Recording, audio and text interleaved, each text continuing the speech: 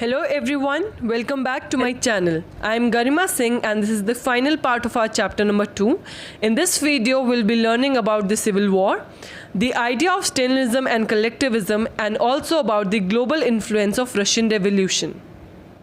Continue with our chapter which is all about coming of socialism in Europe and the Russian Revolution. Okay, so before starting this video, let me just give you brief and a quick revision about the previous part. Till now in this story we have covered what happened during the February Revolution and what happened in October Revolution, what was the result of October Revolution and how did the party Bolshevik came into the rule. Okay, so हमने देखा with time Bolshevik party का attitude भी change होने लग गया था जिसकी वजह से एक न्यू सिचुएशन बनके तैयार हो गई थी रशिया के अंदर which was leading to a next major incident here in Russia which was the Civil War. Okay, तो आज हम पढ़ेंगे सिविल वॉर क्या था और क्यों हुआ रशिया में. ओके, अभी तक हमने क्या देखा कि बोल्शेविक जो पार्टी थी रूल में आ गई थी. व्लादिमीर लेनिन की जो पार्टी थी बोल्शेविक पार्टी वो रूल कर रही थी. उसने अपना ऑटोक्रेटिक रूल चलाना शुरू कर दिया था. सीक्रेट पुलिस बनाई हुई थी जो उनके खिलाफ बोलता था उनको पनिश करते थे. So the changing attitude of this Bolshevik party की वजह से क्या हो रहा था, पीपल वर गेटिंग कंफ्यूज, ये भी बताया था आपको मैंने.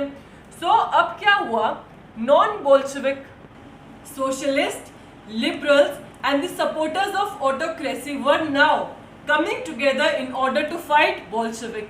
गाइस, पावर का जो गेम है, पावर क्या है, कोई भी अपनी कुर्सी छोड़ना पसंद नहीं करता, राइट? हर किसी को पावर में रहना पसंद है. सिमिलरली रशिया में भी अभी पावर गेम ही चल रहा था. जब बोल्शेविक पार्टी रूल कर रही थी, पावर में थी, तो अब उनका एटीट्यूड चेंज हो गया. उन्हें लगा कि ताकि कोई उनको आगे रिप्लेस ना करे तो they were following the old path of autocratic rulers, right? तो अब क्या हुआ था, जितने भी नॉन बोल्शेविक सोशलिस्ट थे, जो लोग इस पार्टी को सपोर्ट नहीं करते थे, जो लिबरल्स थे, जो चेंज चाहते थे, एंड ऑल्सो हमने पढ़ा था ना कि रशिया के अंदर कंजर्वेटिव्स भी थे. कंजर्वेटिव्स कौन थे? जो सपोर्टर थे ऑटोक्रेसी रूल के. ओके, जो पुरानी ओल्ड एरिस्टोक्रेसी थी वो अभी भी चाहती थी कि वापस से किंग का रूल आ जाए. तो अब डिफरेंट ग्रुप के people who were against the Bolshevik party they were now coming together in order to fight the Bolshevik party.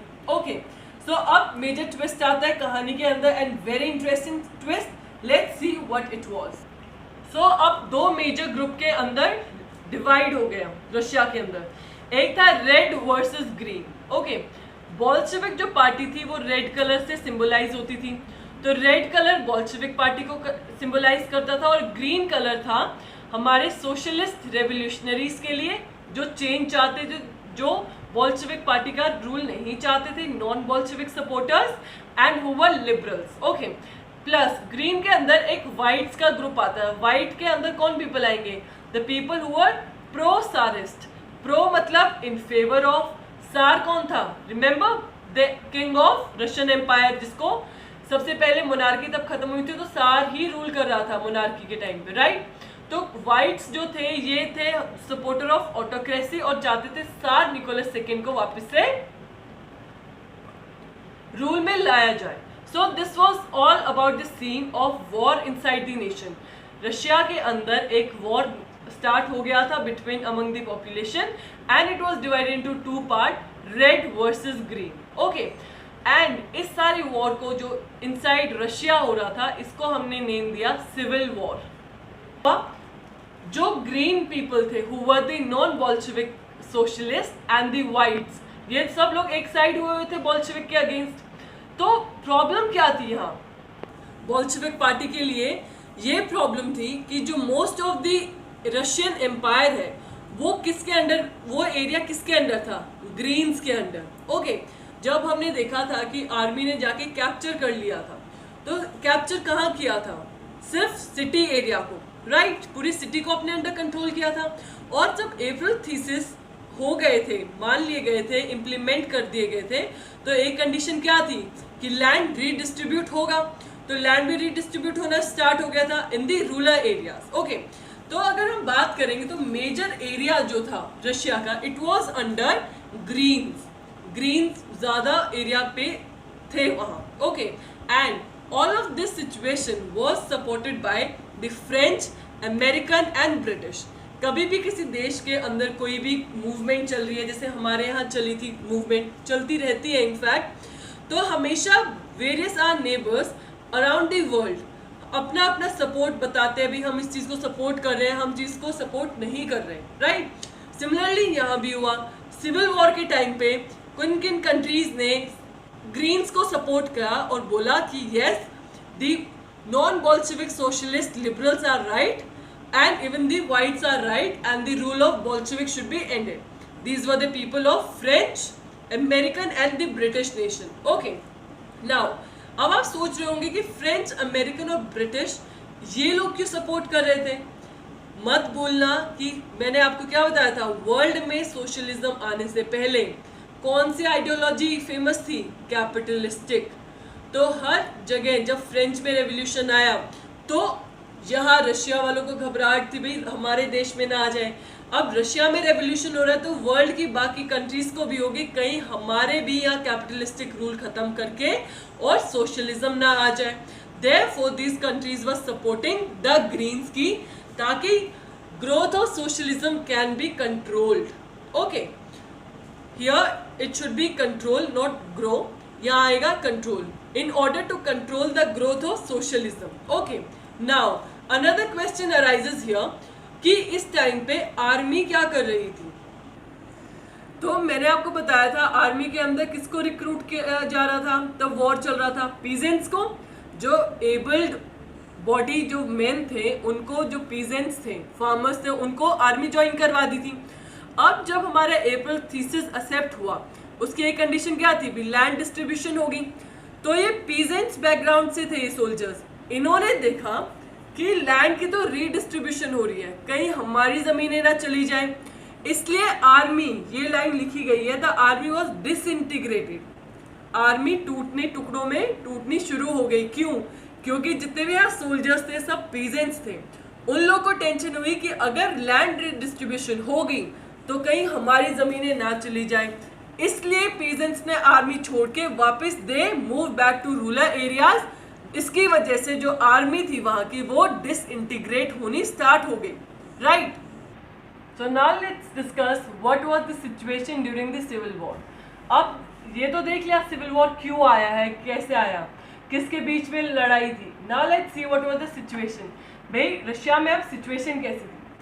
अब आपको अगर याद हो तब बोल्शेविक्स तब रूल में आए थे, उससे पहले सारी नोबिलिटी क्लास की लैंड्स लेके पीजेंट्स को दे दी गई थी, राइट।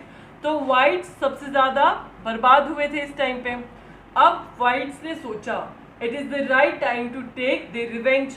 अब वाइट्स ने सोचा ये सही टाइम अपना बदला लेने के लिए। तो वाइट्स ने क्या करना शुरू किया, उन्होंने रूरल एरियाज में जाके एट्रोसिटीज कमिट की। एट्रोसिटी मतलब बड़े दंगे फसाद किए, पीजेंट्स को मार पिटाई की और सब कुछ, ओके, बस अपना बदला लेने के लिए। भाई जब बोल्शेविक्स रूल में आए थे तो हम लोगों ने सबसे ज़्यादा सफ़र किया था, उन्होंने मौके का फ़ायदा उठाया and they understood the situation was right to take the revenge. Why? Because there was the population who were now against the Bolshevik party. तो वाइट्स ने सोचा क्यों ना इसका फ़ायदा उठाते हुए हम अपना बदला उतारे पीजेंट्स से जिनको हमारी लैंड दे दी गई थी।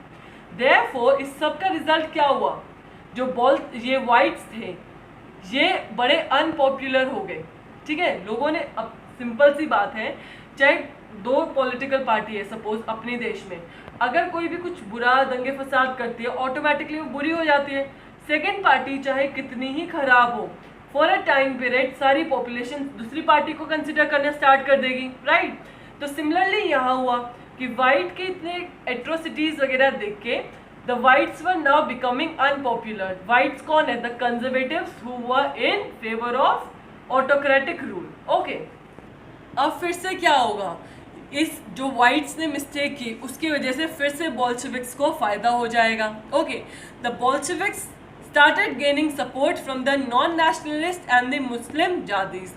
Remember, जब हम ये पार्टी की मेकिंग कर रहे थे तब हमने पढ़ा था कि नॉन नेशनलिस्ट और मुस्लिम जादीज थे जो सपोर्ट कर रहे थे, जो चाहते थे भी चेंज लाया जाए, ओके। सो अब जो ये लोग थे इन्होंने बोल्शेविक्स को सपोर्ट करना शुरू कर दिया and they were totally against the whites के कारनामों की वजह से ग्रीन्स को भी नुकसान हुआ, फिर से फायदा किसको हो गया, रेड्स को, विच वर द बोल्शेविक्स। ओके, अब लेकिन पॉपुलेशन अभी कंफ्यूज थी, most of them were confused किस चीज़ के बारे में कि बोल्शेविक एज अ पार्टी है क्या। कभी तो ये बहुत ही ज़्यादा गंदे काम करती है, अपना रूल मेंटेन रखने के लिए कुछ भी हद तक जाती है, लेकिन अगर कुछ गलत भी होता है तो ये हमारे स्टैंड भी लेती है। So people were confused about the attitude of the Bolshevik party. Okay, but they had no other option available to them, क्योंकि कोई दूसरा ऑप्शन अवेलेबल ही नहीं था, क्योंकि पार्टीज रेड वर्सेस ग्रीन था। ग्रीन ठप हो गई थी क्योंकि वाइट्स बहुत ज़्यादा दंगे फसाद कर रहे थे। ओके, तो सारा गेम फिर से रेड्स के पास चला गया। अब क्योंकि ऑप्शन ही नहीं है तो लोगों ने सोचा कि इससे अच्छा तो हम बोल्शेविक्स को ही सपोर्ट कर लें। फिर एक इंसिडेंट होता है खीवा के अंदर, which is at present in Central Asia. Central Asia की कंट्रीज के please comment down the name below so that I can know you guys are aware of the Central Asian region. Okay, around 4 to 5 countries को name करना नीचे comment section में along with your name. Now Central Asia के region जो USSR है, अभी हम देखेंगे कि यूएसएसआर की फॉर्मेशन होगी, बहुत बड़ा सोवियत बनेगा रशिया के अंदर। Okay, which will be known by the name of USSR. Okay, तो उस तब यूएसएसआर बनेगा तो ये जो किर्गिस्तान, उज्बेकिस्तान, ये वाले जो कंट्रीज है, these were also the part of Russian empire only. लेकिन वो हम लेटर चैप्टर में पढ़ेंगे भी कैसे क्या डिसइंटीग्रेशन हो गए, कैसे कंट्रीज अलग हुई। अभी तक बस ये समझो एक इंसिडेंट हुआ खीवा करके एक जगह पे। खीवा किधर है, सेंट्रल एशिया में। ओके, यहाँ क्या किया, यहाँ बहुत ज़्यादा जो लोकल नेशनलिस्ट थे इस एरिया में, उनको जाके बोल्शेविक्स ने मार दिया। क्यों, क्या बोल के मारा, in the name of defending socialism. उन्होंने बोला हम सोशलिज्म को प्रोटेक्ट कर रहे हैं, हम चाहते हैं कि सोशलिज्म वाइड स्प्रेड रहे, देयरफॉर वो सेंट्रल एशियन वाले रीजन में जाके उन लोकल नेशनलिस्ट को मारेंगे। ओके, लेकिन इसके बाद एज ए रेमेडी क्या निकल के आएगी, इसके बाद सोशलिज्म के कॉन्सेप्ट को फेमस करने के लिए, इस कॉन्सेप्ट के लिए अब बोल्शेविक्स क्या करेंगे, उन्होंने एक सॉल्यूशन निकाला। जितने भी नॉन रशियन नेशनलिस्ट हैं, जितने भी आसपास के रीजन है, रशियन एम्पायर बहुत बड़ा था, जो रशिया की नहीं है, जो उनको उन्होंने पॉलिटिकल ऑटोनॉमी दी इन यूएसएसआर। उन्होंने बोला जिसको भी आके ये सोवियत को ज्वाइन करना है, यूएसएसआर को ज्वाइन करना है, तुम्हारे पास पॉलिटिकल फ्रीडम है, तुम्हारी विल है, अगर तुम चाहते हो यूएसएसआर का पार्ट बनना तो इट्स टोटली योर चॉइस, तुम्हारे पास पॉलिटिकल ऑटोनॉमी है। ऑटोनॉमी मतलब फ्रीडम है। ओके, तो जितने भी नॉन नेशनलिस्ट हैं, हम देखेंगे by the end of this chapter कैसे सब आके एक बहुत बड़ी एम्पायर बनेगी जिसको हम यूएसएसआर के नाम से जानेंगे। ओके, आगे देखते हैं। मैंने आपको पहले भी बताया था, लोग अभी भी कंफ्यूज थे, कुछ पॉपुलेशन, कि बोल्शेविक क्या अच्छी है कि बुरी है। सपोज अगर मैं बोलती हूँ प्लीज़ हेल्प एवरीवन, आप सिर्फ अच्छा करो, ये करो, सिर्फ गुड बातें ही बताती हूँ, and at the back of yours मैं जो भी मेरे खिलाफ कुछ बोलता है, क्रिटिसाइज करता है, मैं उसको जाके पनिश करती हूँ, ये करती हूँ, तो आप लोग कंफ्यूज हो जाओगे कि मैम कैसी मैम है, क्या समझे हम मैम के, इज मैम डबल फेस्ड। ऐसे ही बोल्शेविक पार्टी के साथ हो रहा था कि बोल्शेविक पार्टी दो पूरा सपोर्ट उनको नहीं था, लेकिन फेमस हो रही थी और कंट्रोल करने की कोशिश कर रही थी। बुरे टाइम पे आके उनके लिए खड़ी भी होती थी, लेकिन खुद भी बुरा कर रही थी। कैसे? Still there were some unpopular policies of Bolshevik. Unpopular policies भी बहुत थी उस टाइम पे, लेकिन ऑप्शन नहीं था उनके पास, क्योंकि दो ही पार्टी थी, रेड और ग्रीन। ग्रीन को लाते तो ऑटोक्रेटिक रूल आने के चांसेस थे, उससे लोग पहले ही परेशान थे, वो देख चुके थे कि रूल कितना खराब रूल था, तो उनके यहाँ सिर्फ बोल्शेविक ही बचा था। एग्जाम्पल जैसे कि उनकी harsh discrimination policy of nomadism. Nomads कौन होते हैं? जो एक जगह दूसरी जगह तक घूमते रहते हैं with the animals, kettles, buffaloes. Okay, एक जगह जैसे बंजारा जो बोलते हैं, वैसे वाले जो फैमिली के होते हैं जो एक जगह दूसरी जगह ट्रैवल करते रहते हैं। तो बोल्शेविक्स ने उनके लिए पॉलिसी बनाई थी बहुत हार्श कि तुम एक जगह दूसरी जगह ट्रैवल नहीं करोगे, and it was a kind of a discriminatory policy. दो नेगेटिव्स बहुत थे बोल्शेविक्स के, लेकिन ऑप्शन ही नहीं था। देयरफॉर हम देखेंगे कैसे बोल्शेविक रूल में आएंगे and they will form the union of USSR. So अभी तक हमने देखा कि बोल्शेविक रूल में आ गए हैं। Now let's see the making of socialist society. Socialist society बनाने के लिए क्या कुछ किया गया। Banks and industries were nationalised मतलब सरकार के अंडर आ गई। And collective work were performed by the peasants on the confiscated land, मतलब जितनी बैंक्स और इंडस्ट्रीज थी सब सरकार के अंडर कंट्रोल में है, देयरफॉर इसको हम बोलेंगे नेशनलाइज कर दी गई। कलेक्टिव वर्क का मतलब क्या है, जितने भी लैंड, एब्रल थीसिस क्या बोलता है कि पीजेंट्स को दे दो लैंड। ओके, व्हाइट्स ने बीच में सिविल वॉर के टाइम परेशानी की, लेकिन फिर से लैंड पीजेंट्स के पास ही आएगी। तो बोल्शेविक क्योंकि रूल में है और सोशलिस्ट सोसाइटी बन रही है, तो उन्होंने क्या किया, जितने भी लैंड उनसे हड़पे गई थी पीजेंट्स से, व्हाइट्स छीन रहे थे, उस लैंड को वापस से पीजेंट्स को दे दिया और बोला कि you guys carry on the collective work, सब मिलजुल कर यहाँ काम करो। A centralized planning was introduced. Centralized planning मतलब सोच समझ के सेंट्रली, जैसे हमारी गवर्नमेंट है इंडिया में। ओके, अगर मैं बोलूँ सेंट्रलाइज्ड प्लानिंग है इंडिया में, मतलब कि सेंटर पे जो सरकार है वो बहुत ही सोच समझ कर प्लानिंग करती है। देयरफॉर रशिया के अंदर भी, ताकि एक सोशलिस्ट सोसाइटी बन सके, उन्होंने एक सेंट्रलाइज्ड प्लानिंग का इंट्रोडक्शन किया। जैसे कि उन्होंने 5 ईयर प्लान्स इंट्रोड्यूस किए। अब आप सोचोगे 5 ईयर प्लान क्या है। ये हमारे इंडिया में भी तब हमें इंडिपेंडेंस मिली थी, उसके बाद इंडियन इकोनॉमी ने भी 5 ईयर प्लान्स फॉलो किए थे एंड हम अभी तक ऑफ लेटली भी यूज़ करते आ रहे थे 5 साल प्लान वाली स्ट्रैटेजी। बट फिर 2016 में तब मोदी सरकार आती है तो वो इसको प्लानिंग को ख़त्म करके नीति आयोग करके एक ऑर्गेनाइजेशन बना दी हमारे यहाँ। तो हमारे इंडिया में तो अब 5 ईयर प्लान्स ख़त्म हो गए हैं, लेकिन 5 ईयर प्लान इंट्रोड्यूस रशिया में भी किए गए थे और हमसे पहले कर दिए गए थे।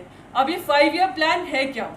These are the plans that government make in order to set the target for an economy for the next upcoming year. 5 year मतलब अगले 5 सालों में सरकार क्या क्या करेगी, इकोनॉमी के क्या टारगेट हैं, कितना रेवेन्यू जनरेट करेगी, कितनी इनकम होगी, वो सब टारगेट को लेके कि कितना एक्सपेंडिचर करेगी, ये सब टारगेट अगले 5 साल के लिए डिसाइड करना, उसको हम बोलते हैं 5 year plan. Okay, suppose I am in power, मैं प्राइम मिनिस्टर हूँ, अगर मैं 5 ईयर प्लान वाली स्ट्रैटेजी फॉलो करती हूँ तो मैं 5 साल के हिसाब से पूरी प्लानिंग करूँगी, इतना खर्चा होगा, यहाँ से ये इनकम आएगी। अगर मैं पूरी अपने इकोनॉमी के सारे टारगेट्स इस 5 साल के हिसाब से प्लान करूँ, that will be called a 5 year planning. Okay, so similarly Russia के अंदर भी in order to make a socialist society a 5 year plans were introduced. Okay, for example the first 5 year plan in Russia was introduced in 1927 to 32 and second 5 year plan was introduced in 1933 to 38. So this was the example कि 5-5 साल के हिसाब से वो planning कर रहे थे, centralised planning. Now इसके चलते ही सोशलिस्ट सोसाइटी बनानी थी, तो ये सब प्लानिंग वगैरह तो चल ही रही थी, उसके साथ और एक अच्छी चीज़ हो रही थी, वो क्या थी? This led to a huge industrial growth and new industries began to come. इसकी वजह से बहुत ज़्यादा इंडस्ट्रियल ग्रोथ हो रही थी रशिया में। पहले तो बहुत बुरे हालात हो गए थे वॉर के टाइम, इकोनॉमी ग्रो करने लगी, अब सिचुएशन सुधरने लगेगी, इंडस्ट्रियल ग्रोथ होने, इंडस्ट्रीज फिर अच्छे से काम करने लगी और इनफैक्ट बहुत ज़्यादा न्यू इंडस्ट्रीज भी आई। नई इंडस्ट्रीज होंगी, लोगों के पास काम होगा, सामान बिकेगा और इन ऑर्डर वो पैसे जनरेट कर पाएंगे, इनकम बन पाएगी उनकी। ओके, तो ये सब थी इसके फायदे कि सोशलिस्ट सोसाइटी होने के क्या फायदे रहे और कैसे सोशलिस्ट सोसाइटी बनी। Now as we all know every coin has 2 side, head और टेल। सिमिलरली हर चीज़ के गुड और बैड तो रहेंगे। अब इस सोशलिस्ट सोसाइटी की डार्कर साइड क्या थी? Let's see that. Now what was the darker side, या इसके नेगेटिव इम्पैक्ट क्या थे? जितनी भी रैपिड कंस्ट्रक्शन हो रही थी, it was leading to the poor condition. भाई इतनी ज़्यादा कंस्ट्रक्शन हो रही है, बस इंडस्ट्रीज पे ही ध्यान, अगेन कैपिटलिस्टिक आइडिया से चल रहे थे, इंडस्ट्रीज पे ध्यान थे, लेकिन लोगों से ध्यान हट गया क्योंकि लोग बहुत बुरी कंडीशन में काम कर रहे थे। And as you know Russia के अंदर बहुत ही भयंकर ठंड रहती है, जैसे आपकी बुक में भी एग्जाम्पल दिया है कि इतनी मतलब -3 तक टेम्परेचर चला जाता था सर्दियों में, और जहाँ वर्कर्स रह रहे होते थे, सपोज वो वर्कर ऊपर रहते हैं तो 4 फ्लोर नीचे उनका वॉशरूम होता था, तो इतनी ठंड में उठ के 4 फ्लोर नीचे आओ in order to use a washroom. So you can imagine how bad the working condition was and how bad the living condition of workers were there. Okay, now अब workers were living a hard life. इससे बुरी life workers नहीं जी सकते थे, बहुत बुरी condition में. And also they were frequent stoppage of work. Frequent stoppage मतलब एक साल में सपोज कोई काम चालू किया, उसमें बहुत बार रुकावटें आएंगी. जैसे बुक में एग्जाम्पल दिया है कि पहले साल में तब काम शुरू हुआ, कम से कम 550 बार वो काम को रोका गया. तो they were frequent stoppage. So this was the darker side of the socialist society. Now अब एक क्वेश्चन निकलेगा. अब आप सोच रहे होंगे कि बोल्शेविक पार्टी जो इतने बड़े बड़े वादे करती थी वो क्या कर रही थी, right? So question arises, are there any efforts made by the government to improve? ये जो पार्टी में रूल में थी तो उन्होंने, उस सरकार ने कुछ किया नहीं इनकी इम्प्रूवमेंट करने के लिए, कंडीशन इम्प्रूव करने के लिए?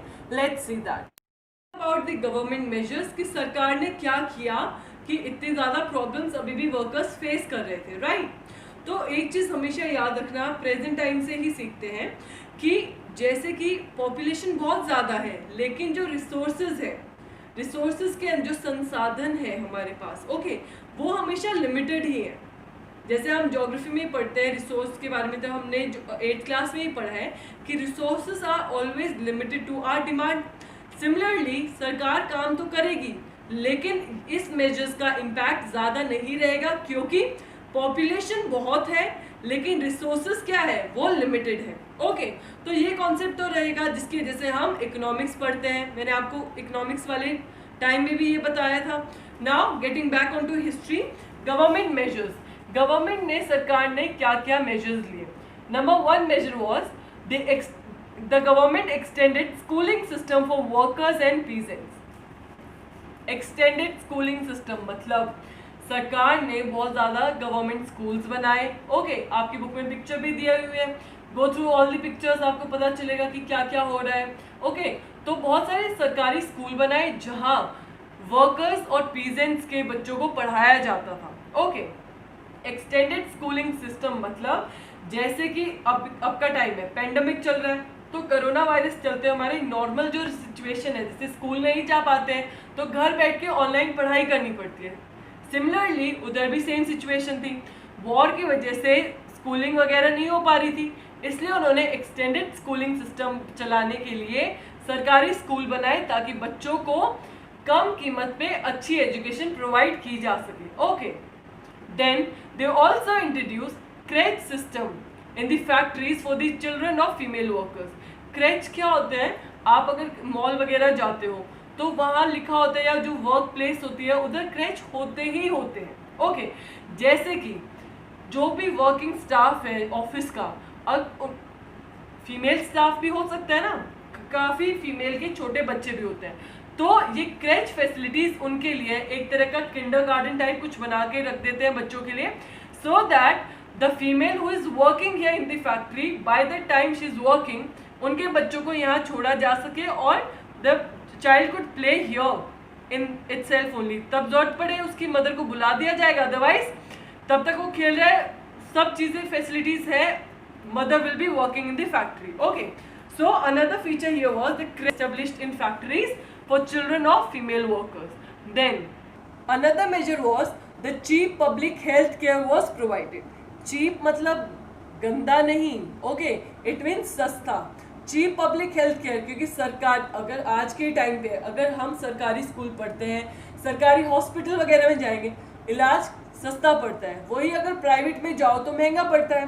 सिमिलर केस यहाँ था, थोड़े सस्ते में अच्छी फैसिलिटीज़ प्रोवाइड करने के लिए गवर्नमेंट ने chief public health care centres बनाए ताकि हेल्थ फैसिलिटीज़ भी प्रोवाइड कर सकें.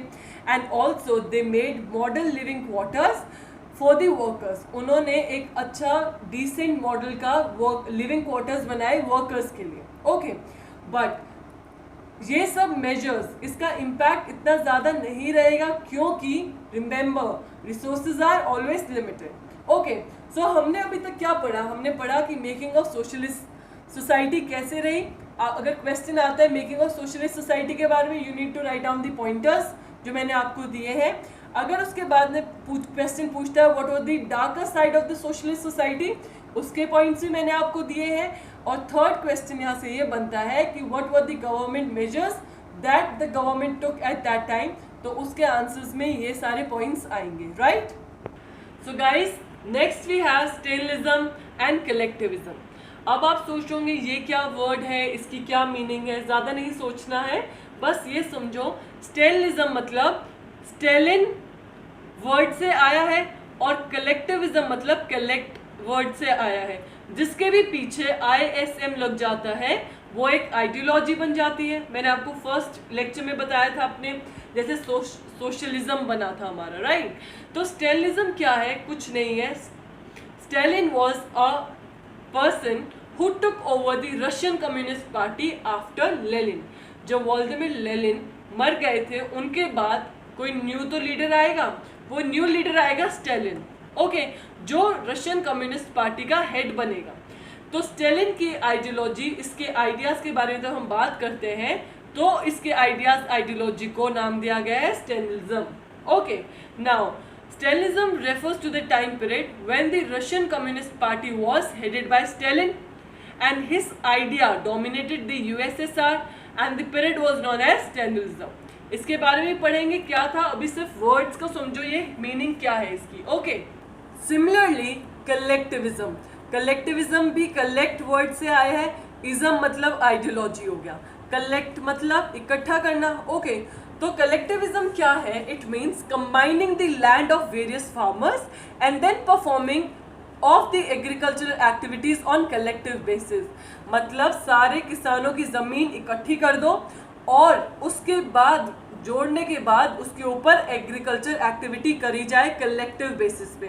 फॉर एग्जाम्पल, अगर मैं बोलूँ मेरी लैंड्स और तुम बच्चों की लैंड्स को कंबाइन कर दें और फिर मिलके उसके ऊपर खेती की जाए, that idea will be called as collectivism. I hope both the words Stalinism and collectivism is clear to you all. Now let's see कि किस रिगार्ड में ये टाइटल दिया गया है in your chapter The Stalinism and Collectivism.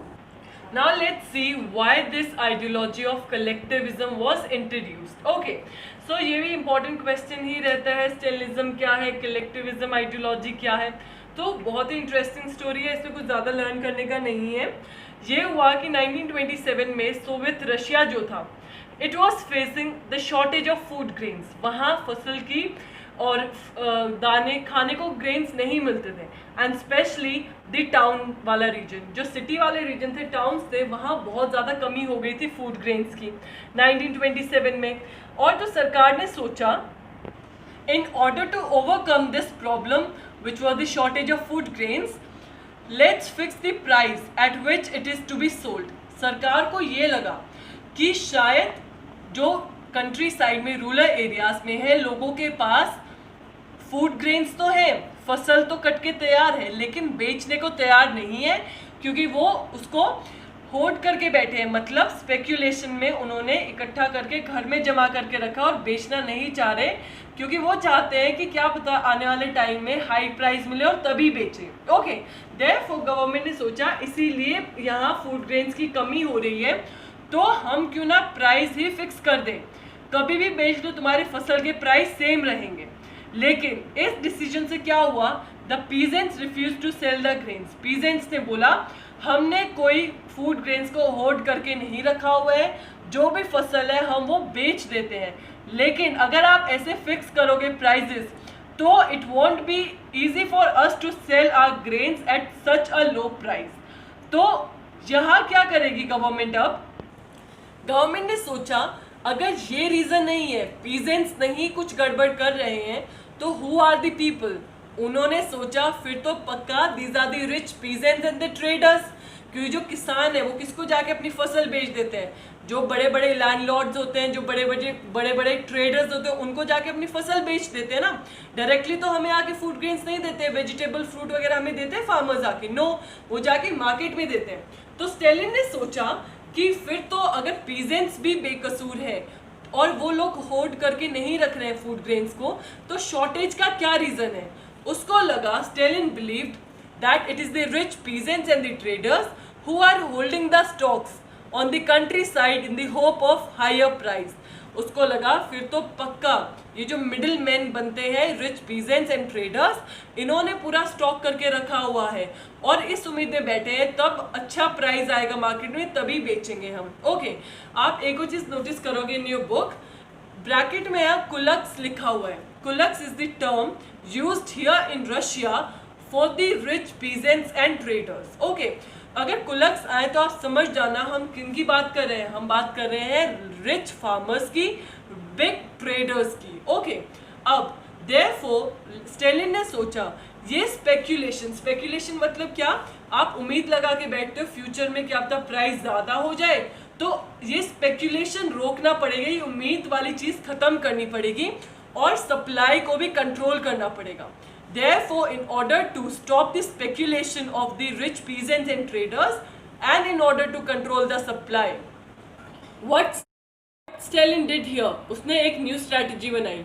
उसने क्या किया, जितने भी ग्रेन प्रोड्यूसिंग एरियाज हैं, ओके, उनको उस एरिया में बोला कि सरकार के कुछ ऑफिशियल्स जाएंगे, टूर करेंगे, एंड जो पार्टी है रशियन कम्युनिस्ट पार्टी जिसको वो लीड कर रहा था, okay, which was the party of Bolsheviks, नाम चेंज कर दिया था ना बोल्शेविक्स ने अपनी पार्टी का, तो ग्रेन प्रोड्यूसिंग एरियाज में जाके सुपरविजन करेंगे भाई कितने ग्रेन्स प्रोड्यूस हो रहे हैं, कितना बेचा जा रहा है, या कितने जो पार्ट ऑफ ग्रेन्स कुलक्स अपने पास रख रहे हैं। Okay, therefore the grain producing areas were to be toured by the party, supervising was enforced in order to collect the grains and raiding of kulaks were happening. और बड़े बड़े rich peasants और traders के वहाँ red लग रही थी check करने के लिए कि कहीं ये लोग तो नहीं सारी फसल लेके बैठे हुए हैं।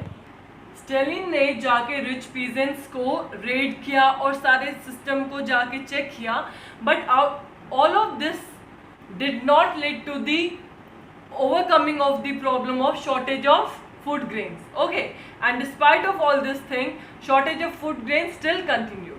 Now, स्टेलिन ने सोचा इतना सब कुछ मैंने चेक कर लिया, अगर लोग नहीं पूरा सप्लाई होल्ड करके बैठे तो फिर प्रॉब्लम क्या है?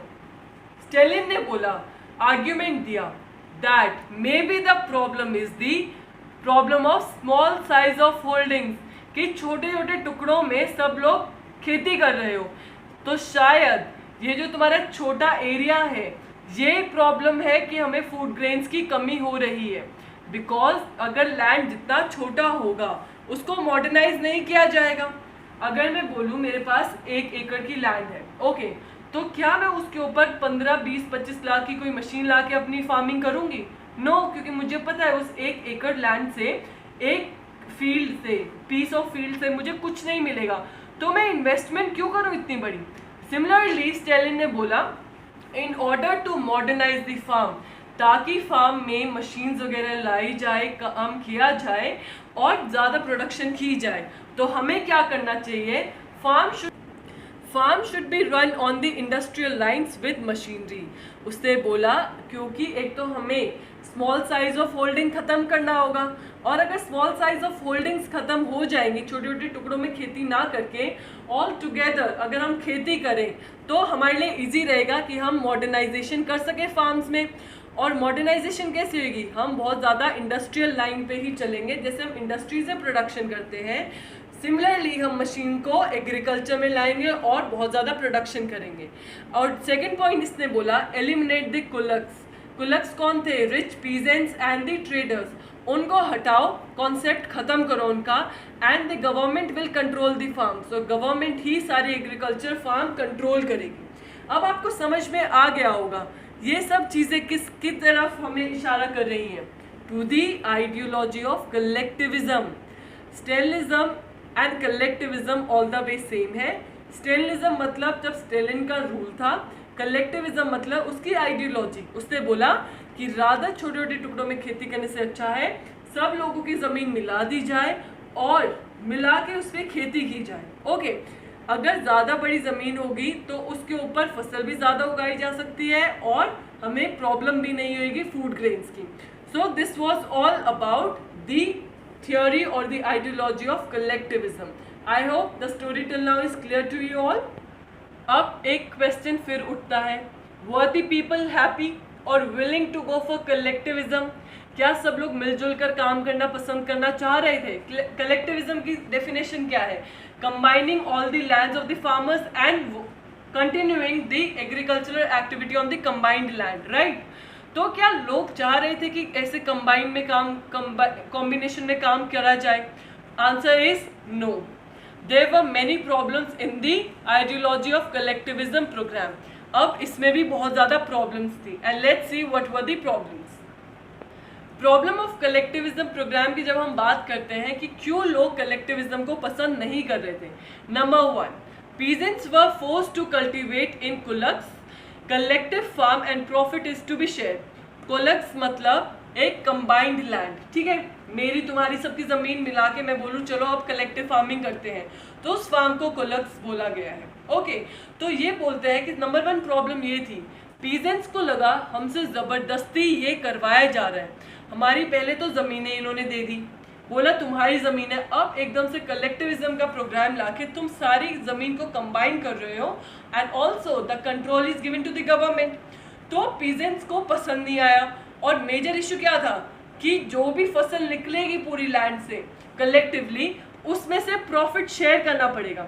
पहले जब किसान अपनी फसल उगा रहा है ज़मीन पे, सारा प्रॉफिट किसका है? उस इंडिविजुअल का. लेकिन अब इधर प्रॉफिट भी शेयर करना पड़ेगा. तो नंबर 1 प्रॉब्लम तो यही थी कि वो प्रॉफिट शेयर नहीं करना चाहते थे. Second problem was those who criticise the collectivism theory were severely punished, deported and एक्सिल्ड.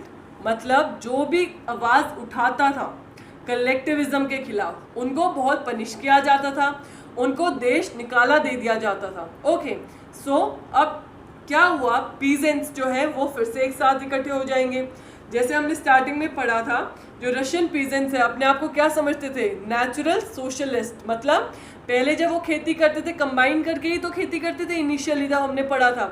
तो इस सब चीज़ के बावजूद, कलेक्टिविज्म के बावजूद भी क्या हो रही थी रशिया के अंदर सिचुएशन, जो फूड प्रॉब्लम थी वो अभी भी इम्प्रूव नहीं हो रही थी. उसके साथ एक तो फूड शॉर्टेज है, ऊपर से नेचर ने भी अपना रोल प्ले किया. एक बहुत बुरा साल निकला उनका 1930-33, क्योंकि इस टाइम पे बहुत ही बुरा डेविस्टेटिंग फेमाइन्स आए. डेविस्टेटिंग मतलब बिल्कुल तबाह कर देने वाला. यहाँ एक फेमाइन आया जिसके चलते अराउंड 4 मिलियन डेथ्स हो गई. Okay, problem that were happening here in Russia. So people now again started criticising the centrally planned economy. भाई सेंट्रली प्लान्ड इकोनॉमी का फ़ायदा क्या हुआ अगर अभी भी यहाँ प्रॉब्लम ही है, फूड ग्रेन्स नहीं है, खाने को नहीं है, महामारी आ गई है, फेमाइन्स आ गई जिसकी वजह से भूखमरी बहुत ज़्यादा हो गई है, पॉपुलेशन के पास खाने को नहीं है, तो इससे ज़्यादा बुरी इकोनॉमी की क्या हालत होगी. So again there was a criticism for the centrally planned economy. लोगों ने निंदा करनी शुरू की. अब because they were the Bolshevik, right? तो कोई क्रिटिसाइज करेगा, will they hear? No, because they were in power. The people who were criticising the centrally planned economy were charged with the conspiracy charges and against the socialism. उनके ऊपर क्या charges लगाए? भाई तुम socialism के खिलाफ conspiracy कर रहे हो, कोई प्लानिंग कर रहे हो, तभी तुम इतना गंदा गंदा बोल रहे हो. तो कॉन्स्पिरेसी चार्जेस के बाद वो क्या करते थे? Let's see. There is one example given in your book which says over 2 million were in the prison and the labor camp and were forced to make false confession and then executed. जो लोगों को षड्यंत्र के खिलाफ, जो socialism के खिलाफ तुम षड्यंत्र बना रहे हो, इसके चार्ज की वजह से प्रिजन, जेल में डाल दिया जाता था या लेबर कैंप्स में. तो वहाँ यू कैन इमेजिन कितनी पॉपुलेशन है, ओवर 2 मिलियन. कितने ज़्यादा लोग हैं जो भी कुछ भी गलत क्रिटिसाइज करता, थोड़ी सी बुराई करता, उसको उठा के प्रिजन या लेबर कैंप्स में डाल देते थे. यहाँ आने के बाद उनसे झूठा कन्फेशन करवाया जाता था. फॉर एग्जाम्पल, भाई सोशलिज्म के लिए नहीं, हमने इसको किसी और जुर्म में अरेस्ट किया है, और जैसे वो फॉल्स कन्फेशन बना देते, स्टेटमेंट दे देते थे, उसके बाद उनको मार दिया जाता था. So you could understand how harsh there policies were. So guys, that was it about the Russian Revolution and the coming of socialism in Europe. हमने देखा कैसे कैसे इवेंट्स होते हैं, फरवरी रेवोल्यूशन होता है, अक्टूबर रेवोल्यूशन, सिविल वॉर, फिर कैसे स्टेलिनिज्म आते हैं, लेनिन क्या रोल प्ले करता है. This was all about the story of this chapter. Now let's see the last heading which says the global influence of Russian Revolution and the USSR. ये बोल रहा है ये सब चीज़ें जो हुई इसका क्या इन्फ्लुएंस, इसका क्या रिजल्ट निकला, वर्ल्ड के ऊपर क्या असर हुआ इसका. ओके, ग्लोबल मतलब वर्ल्ड. जैसे फ्रेंच रेवोल्यूशन खत्म हुआ तो उससे हमें बहुत ज़्यादा राइट्स मिली, फंडामेंटल राइट्स की अवेयरनेस आई. तो ऐसे ही रशियन रेवोल्यूशन और यूएसएसआर की फॉर्मेशन के बाद क्या ग्लोबल इन्फ्लुएंस था. Let's see that. Number one was not all the socialist party in Europe were on the same position. जितने भी सोशलिस्ट, क्योंकि एक आइडिया अगर फेमस होगा तो उसके सिमिलर बहुत सारे आइडियाज बनेंगे अलग अलग जगह यूरोप में, अलग अलग कंट्रीज में बनेंगे, राइट. तो इसके अंदर भी सेम हुआ.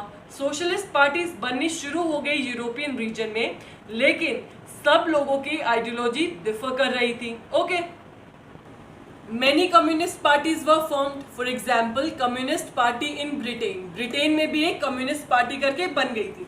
सो नंबर वन इम्पैक्ट ये रहा कि बहुत ज़्यादा सोशलिस्ट पार्टी बननी शुरू हो गई यूरोप में, दो सब लोग अलग अलग पोजीशन पे थे, अलग अलग माइंडसेट से. Also Bolshevik encourage the colonial people. Bolshevik party ने जितने भी कॉलोनियल पीपल थे उनको जाके एनकरेज किया.